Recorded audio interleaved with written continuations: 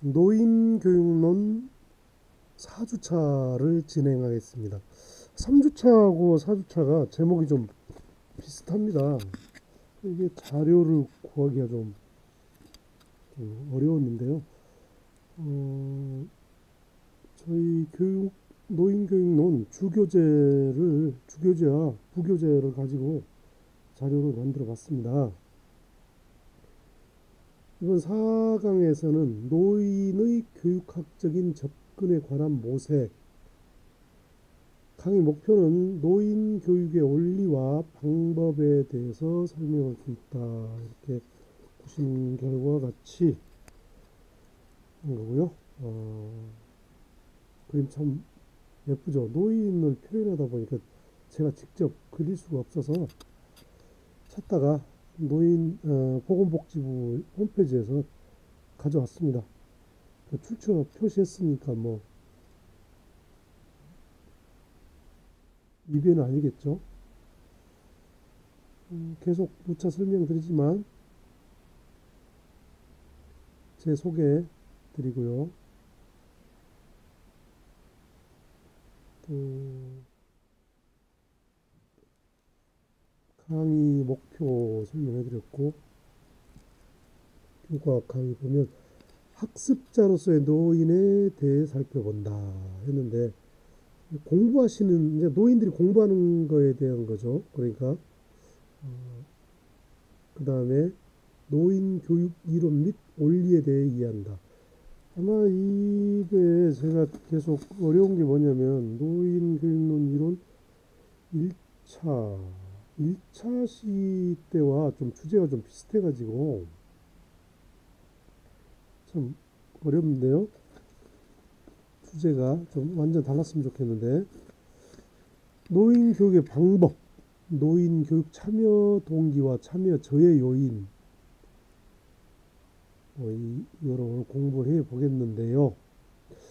조별 토론도 해야 되고 하는데, 지금 이게 비대면 줌으로 하면은 이런 게 가능한데 줌이 아니라서 동영상으로 하기 때문에 이게 직접 서로 질문하고 청취하고 응답하고 이게 안 돼서 참 쑥스럽습니다. 사실 어찌 보면 토의도 해야 되고 하는데,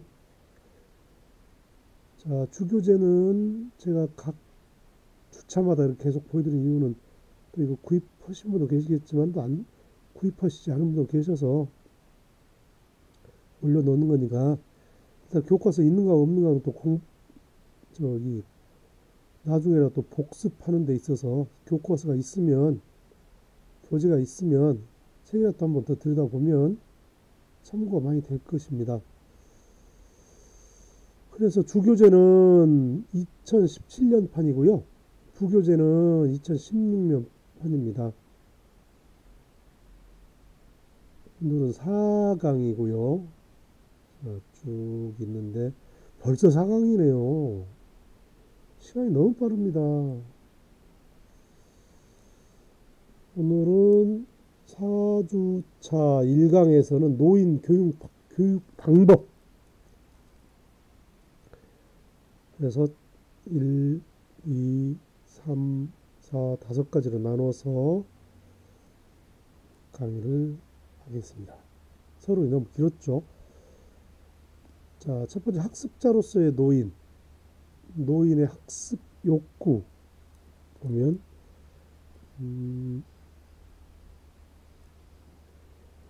매클러스키의 노인의 학습 욕구를 보면 노화에 관한 백악관 회의에서 회의 보고서에 포함된 매클러스의 노인의 학습 욕구 보면 몇 가지로 나눠져 있죠. 대처 능력 욕구, 표현적 욕구, 헌신적 욕구, 영향력 욕구, 초월의 욕구. 내용을 보시면 대처 능력 욕구는 노화를 만회하고 사회적 기능 유지를 위한 학습 욕구, 식사 준비, 주택 관리, 의복 및 일상용품 구매, 소비자로서의 정보 수집, 일상생활에 필요한 기술 습득 교육 등 포함되어 있네요. 그 다음에 표현적 욕구에 보시면 사회활동 또는 단체 활동에 참여하는 욕구, 예술, 음악, 드라마 등 여가 활동에 대한 교육, 대화 기법, 갈등 관리 등 사회관계에 관한 교육 포함. 헌신적 욕구에 보면 남을 위해 헌신하고자 하는 욕구, 잠재적 공헌 능력에 관한 교육, 자원, 동원 방법에 관한 교육, 시간과 노력을 의미 있게 사용하는 방법에 관한 교육, 사회 공헌 기술 개발 교육 등이 있습니다. 영향력 욕구로는 사회에 적극적으로 역량을 발휘하고자 하는 욕구, 노인 역할 규명, 적절한 기술 개발 및 사회적 자원 제공, 활동의 결과 평가에 도움을 주는 교육을 포함합니다. 초월의 욕구를 보시면 다가온 죽음을 실감하고 인생의 의미를 깊게 깨닫고 파악하려는 욕구, 위인들의 인생 의미 부여에 대한 이해 교육, 인생의 의미 재조명을 위한 회상 교육, 사려 깊은 생각이나 활동을 행하도록 돕는 교육 등으로 매클러스키의 노인 학습 욕구는 이렇게 정리를 해놨군요. 다음으로는 토슨과 와스켈의 노인의 학습 욕구를 보겠습니다. 변화에 적응하고자 하는 욕구가 있고요. 여러분 잠시 책을 보시면 학습자로서의 노인 책을 보시면서 이렇게 강의를 들으시면 되는데요.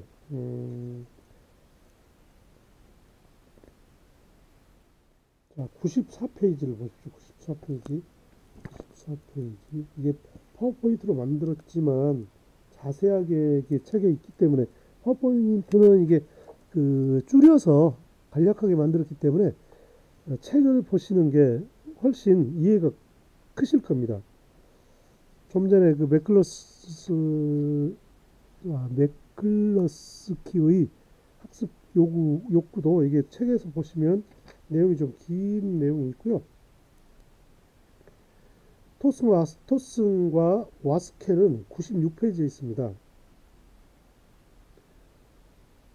이 학자들은 노인의 학습 욕구에 대하여 7가지로 나눴는데요. 첫 번째, 변화에 적응하고자 하는 욕구. 노인은 신체적, 심리적, 사회적 노화에 효율적으로 적응함으로써 노년기를 편안하고 만족스럽게 보내고자 하는 욕구가 있습니다. 두 번째, 성장하고자 하는 욕구가 있는데요. 노인은 자신이 이제 더 이상 갈 곳이 없는 막다른 골목에 있는 것이 아니라 계속해서 성장 발전할 수 있는 존재라는 사실을 확인하고 싶어 합니다. 세 번째로, 다음 세대에게 문화를 전수하고자 하는 욕구가 있습니다.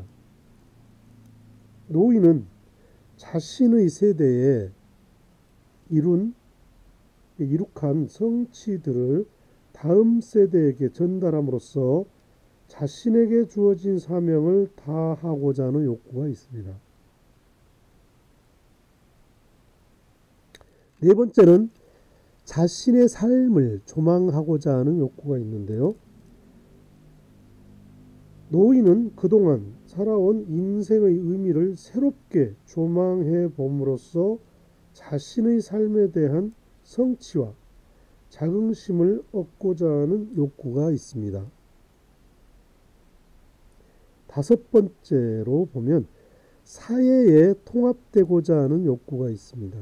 노인은 자신이 사회의 주변인이 아니라 여전히 하나의 구성원이라는 사실을 확인받고 싶어 합니다. 이게 변두리 주변 노인이 아니고 나도 주인공이다. 아직도 나는 이 사회의 일원이다. 는 인정을 받고 싶어 하는 것이죠. 일곱 번째는 타인에게 수용되고 있음을 확인하고자 하는 욕구입니다.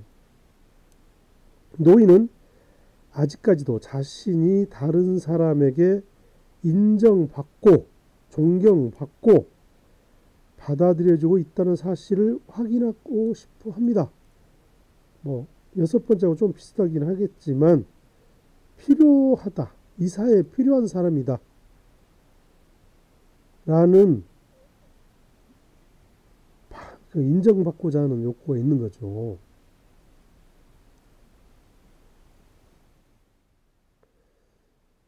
세들러는 중년기를 서드 에이지라고 명명하고 40세 이후 30년간의 서드 에이지 시기를 2차 배움과 성장을 통해 자아실현을 추구하는 시기라고 규정하였습니다. 노인의 학습 참여는 김정진이 제시한 노인의 학습 참여 내용으로 살펴보고자 하는데요.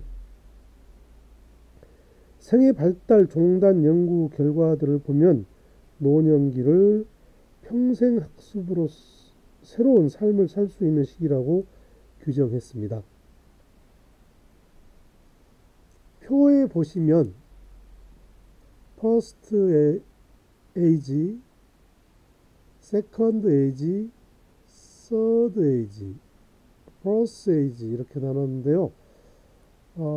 퍼스트 에이지는 출생해서 20세까지를 말하고 세컨드 에이지는 20세에서 40세까지 서드 에이지는 40에서 70세 사이 포스 에이지는 70세에서 죽을 때까지를 말하고 있군요. 윌리엄 세들러가 주장한 건데요. 2001년에 우리 김정진 학자가 논문을 쓰시면서 아마 2014년에 이걸 재구성을 했네요. 그런데 한국교육개발원의 2012년 한국 성인의 평생학습 실태에 따르면 우리나라의 55세에서 64세를 중고령자의 평생학습 참여율은 31.5%로 25세에서 54세 청장년층의 참여율 35.6%보다 낮다고 이렇게 통계가 나와 있고요. 65세 이상의 노인교육 참여율은 이보다 더 낮습니다. 50세에서 80세 사이의 중고령 성인의 평생학습 활동 수준의 특성을 파악한 연구 결과를 보면 우리나라 중고령 성인의 학교 교육 참여 및 이수율은 매우 저조하고 비형식 교육 및 무형식 학습 활동 참여도 매우 미진한 수준이라고 합니다.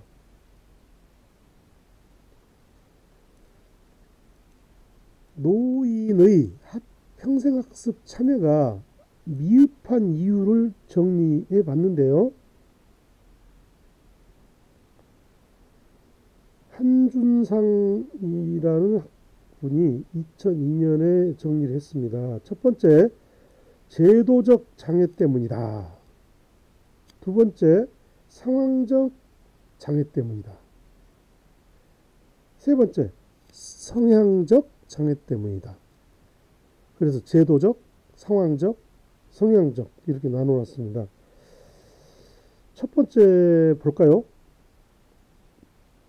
제도적 장애는 교육기관이 노인 인구의 특성이나 노인들의 인간 발달 단계상의 문제들에 대해 무감각한 상태에서 교육을 실시할 때 제도적으로 자연스럽게 야기되는 장애이다.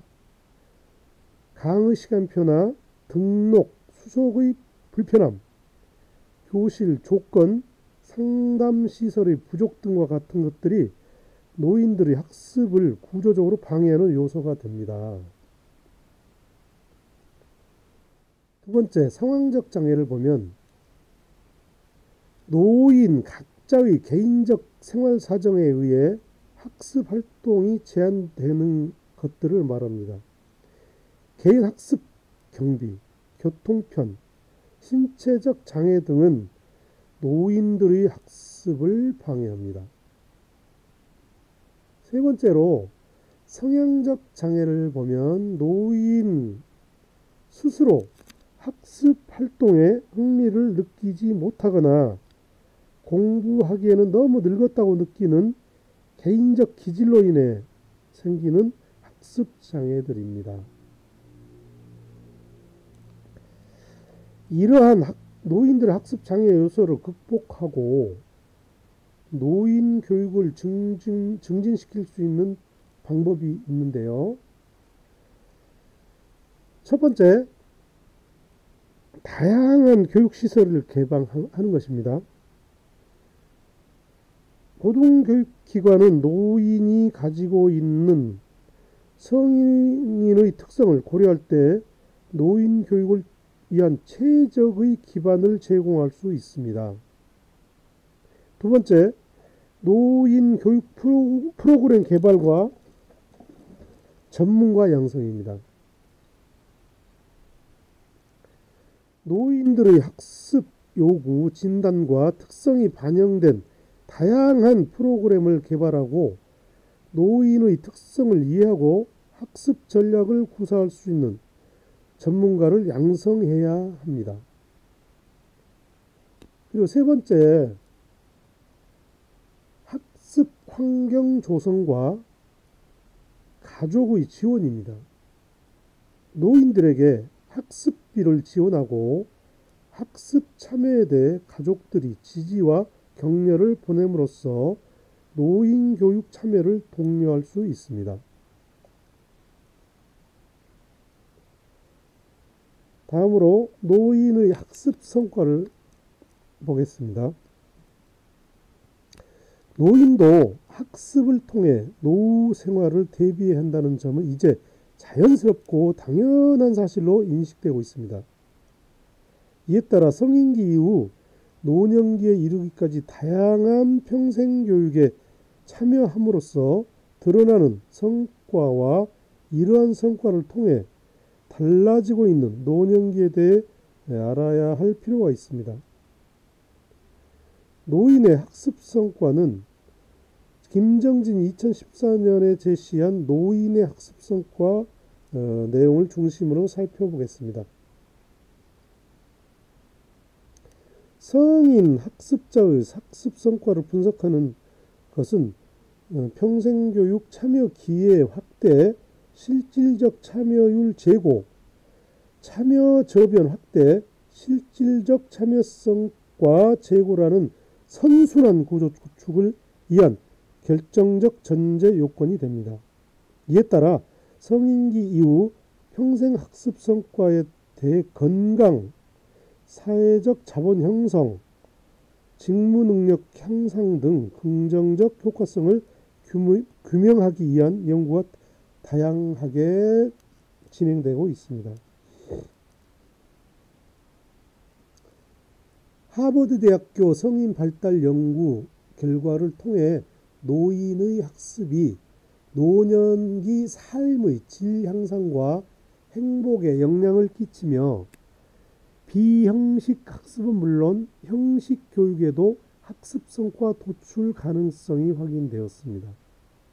중고령 성인 50에서 80세의 평생 학습 활동 수준, 자, 쭉 표로 보셨고요.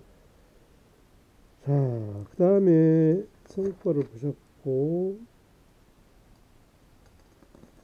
하버드, 예.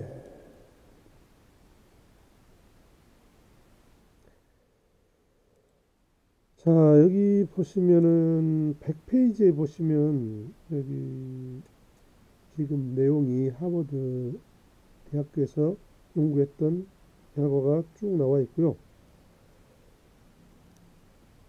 101페이지 보시면 100세 시대가 보편화되는 호모 헌드레드 시대에는 노인을 돌보고 지켜줘야 하는 전통적인 관점에서 탈피하여 그들의 삶에서 체득된 방대한 지식을 노인 평생 학습으로 재생산하고 활용하여 새로운 일자리를 창출해내는 생산 계층으로 인식해야 된다로 되어 있고, 노인의 일자리 창출과 고용 가능성 제고를 위한 실질적 대안을 노인 평생 학습을 통해 찾아야 한다. 따라서 노인의 평생 학습 성과가 고용과 창업으로 이어지고 이를 통해 활동적 고령화가 가능해지는 과정에 관심을 기울여야 한다.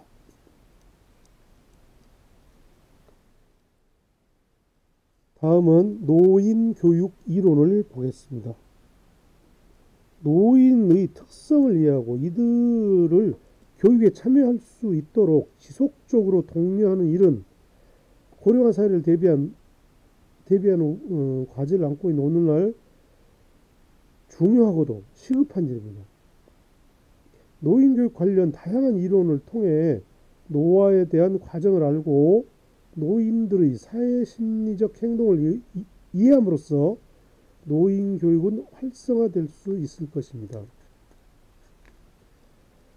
건강, 생활과학연구 소편에 제시된 노년학 관련 이론을 살펴보면,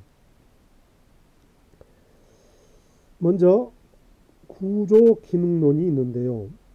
여기에는 첫 번째 분리이론이 있습니다. 분리이론은 노화 과정을 설명하는 최초의 공식 이론으로 은퇴이론 또는 사회유리 이론이라고도 불립니다. 분리이론은 구조기능론적 관점에서 노인의 사회심리적 반응을 설명하고 있습니다. 분리이론에 따르면 노인은 젊은이에 비해 건강에 취약하고 죽음의 가능성이 높으므로 개인의 입장에서는 최적의 만족을, 사회체계의 입장에서는 중단 없는 지속적 생활을 위해 노인과 사회는 상호간에 분리되기를 원합니다. 즉, 노화로 인한 은퇴는 자연스럽고 불가피한 일이라는 입장입니다. 분리이론에서 정상적이고 성공적인 노화란 사회에서 점진적으로 철수하는 일입니다. 분리는 개인의 의사에 의해 행하는 개인적 분리와 사회제도에 의해 행해지는 사회적 분리로 구분됩니다.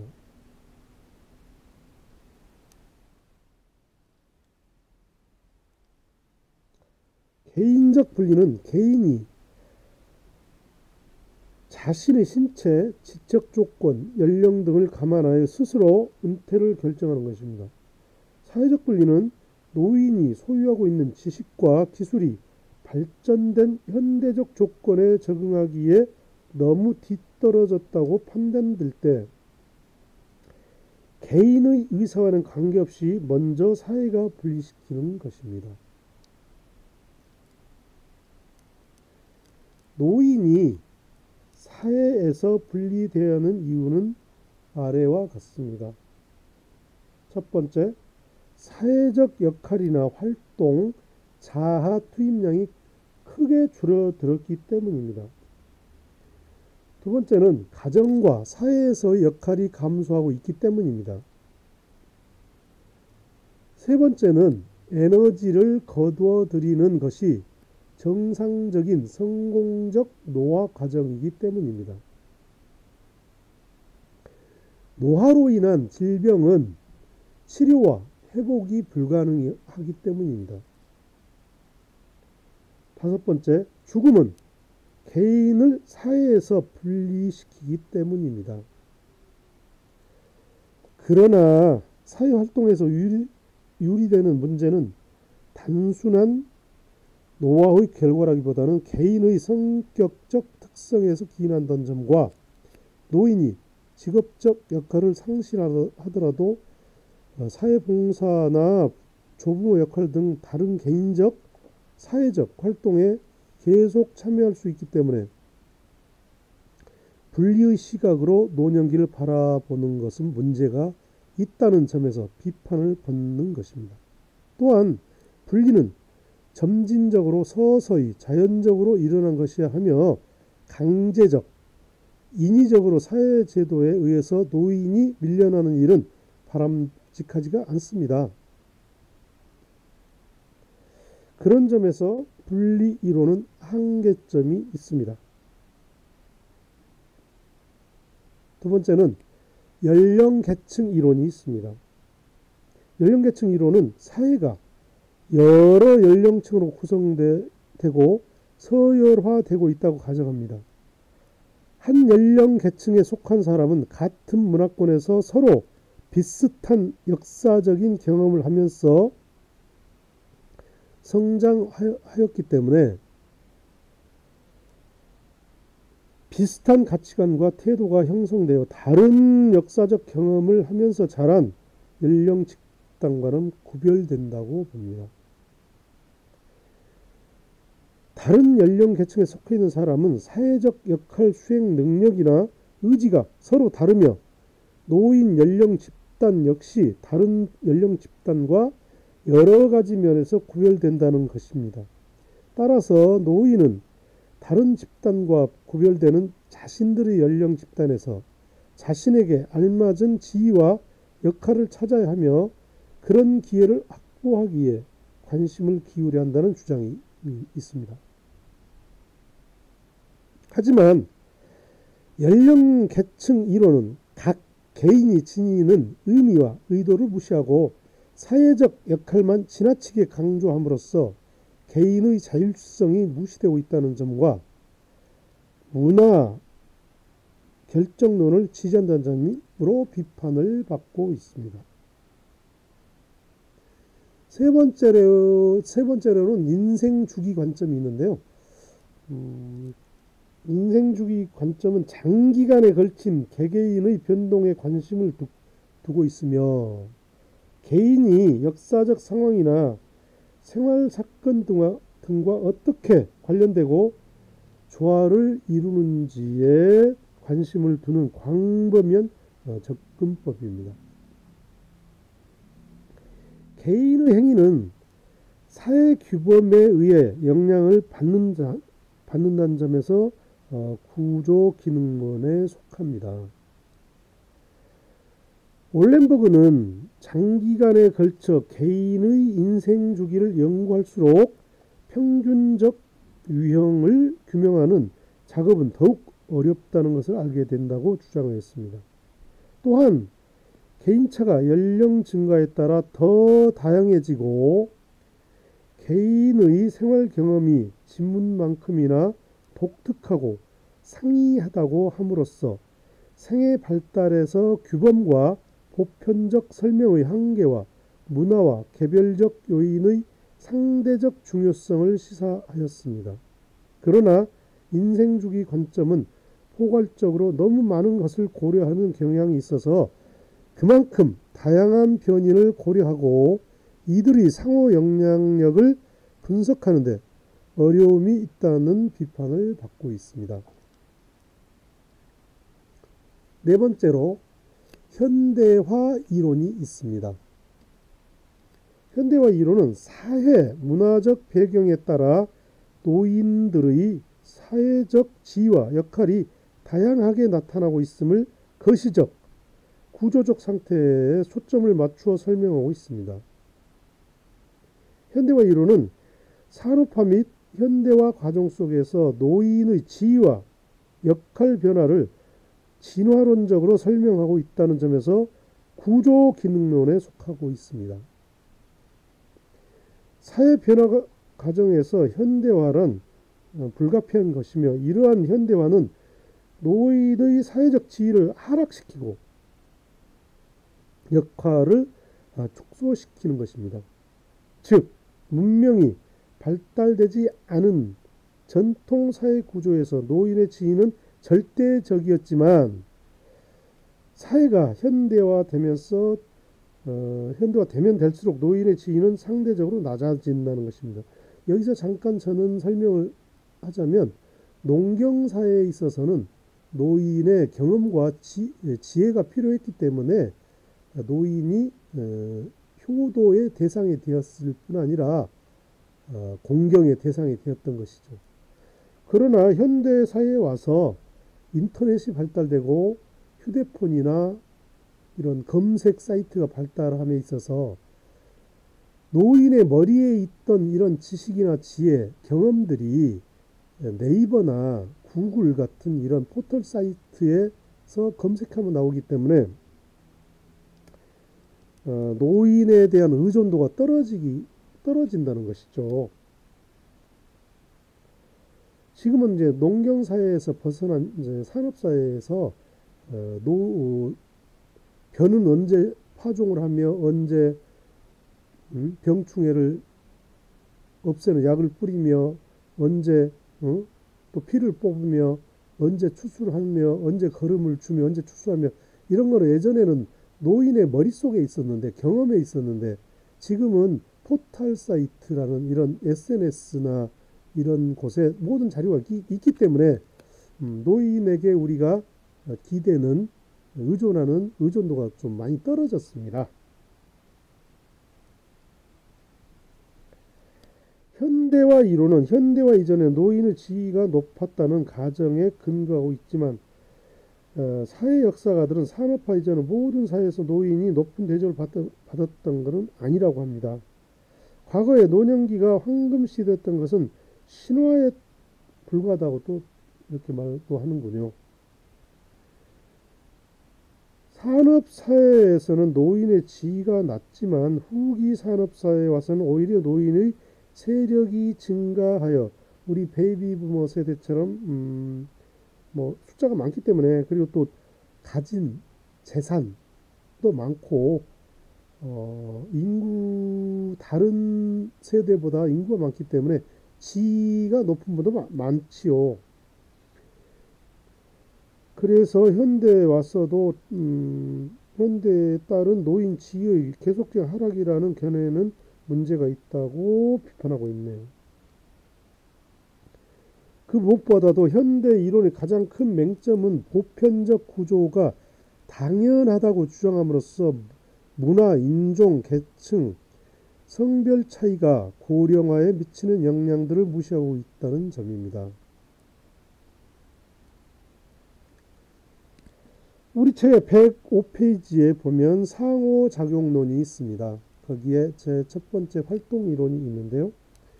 활동이론은 성공적인 노년기를 위해서는 새로운 사회활동 영역을 찾아 활동적인 생활을 해야 한다고 주장한 이론입니다. 활동이론은 분리이론과 반대되는 입장입니다. 즉 노인의 사회활동 참여 정도와 생활만족도 사이에 긍정적인 상관관계가 있다고 보는 입장입니다. 이 이론의 견해는 생물학적 측면과 정신적인 상관관계가 있다고 보는 입장입니다. 이 이론의 견해는 생물학적 측면과 건강에 불가피한 변화를 제하고 노인은 근본적으로 중년기와 다름없는 심리적, 사회적 욕구를 지닌다는 전제가 나온 것입니다. 활동이론의 견해는 모든 은퇴자 또는 노인에게 일반하기에는 한계가 있습니다. 또한 노년기에 주어지는 소일거리 정도로 예전의 의미 있었던 사회적 역할을 대체한다고 보기에는 부합한 면이 있다는 비판을 받기도 합니다. 여러분 어떻게 생각하십니까? 두 번째, 사회적 와해 이론이 있는데요. 인간의 행동이 환경의 힘에 의해 획득, 유지, 수정된다는 행동주의 심리학에 근거하여 노화를 고립된 현상으로 보기보다는 노인 자신이 살아온 사회 환경과 밀접한 관계가 있다고 보는 이론입니다. 사회적 와해 이론은 사회 환경의 맥락에서 심리적으로 허약한 사람에게는 부정적 피드백이 와해의 요소가 된다는 저스맨의 연구에 따른 사회 와해 증세 모델을 기반으로 하고 있습니다. 사회적 와해 이론에 따르면 심리적으로 문제가 있는 노인에 대한 사회의 부정적 인식은 노인에게 무능한 인간이라는 낙인을 찍음으로써 노인 스스로 부정적인 인식을 가지게 만듭니다. 또한 이것이 순환적 틀이 되어 노인을 틀 속에 가둠으로써 사회적 관계와 활동을 더욱 어렵게 만듭니다. 세 번째, 하위 문화 이론이 있습니다. 하위 문화 이론은 활동 이론이나 사회적 와해 이론과 마찬가지로 상징적 상호 활동 작용론에 속하지만 하위 문화 이론의 1차적 초점은 활동 자체에 있는 것이 아니라 대인 관계에서 창출되는 자아 개념이 있습니다. 하위 문화 이론은 노인들이 성인기 동안 접촉했던 폭넓은 문화에 지속적으로 참여하는 것은 물론 더 나아가 노인들이 스스로의 하위 문화를 개발하는 것이 성공적 노화에 도움이 된다는 입장입니다. 즉 노년기에 속해 있다는 공통적인 특성과 사회에서 소외되고 있다는 동질감, 노인에 대한 사회의 부정적인 반응과 정책 등에 대한 공통적인 감정이 노인들 간의 상호작용을 촉진시켜 노인 특유의 하위 문화를 만들어내도록 한다는 것입니다. 미국의 그레이 팬더스나 미국 은퇴자협회 등이 노인 하위 문화의 대표적인 예라고 할 수 있습니다. 하위 문화 이론의 장점은 노인들을 활동적인 존재로 보고 그들의 조직력을 인정하며 노인들의 사회 정책에 영향력을 행사할 수 있다고 보는 데 있습니다. 하위 문화 이론은 노인의 다양성을 과소평가하고 있으며 일생을 통해 사귄 인간관계의 계층적, 인종적, 성적 차이의 힘을 제대로 평가하지 못하고 있다는 점에서 비판을 받고 있습니다. 네 번째, 교환 이론을 보겠습니다. 경제학의 공리주의와 심리학의 행동주의의 영향을 받은 이론입니다. 교환 이론은 인간의 합리적인 존재이기 때문에 자신에게 보상받을 최대화하고 비용을 최소화하는 행동을 택하거나 그렇지 않다면 인간관계를 택한다고 봅니다. 김종서가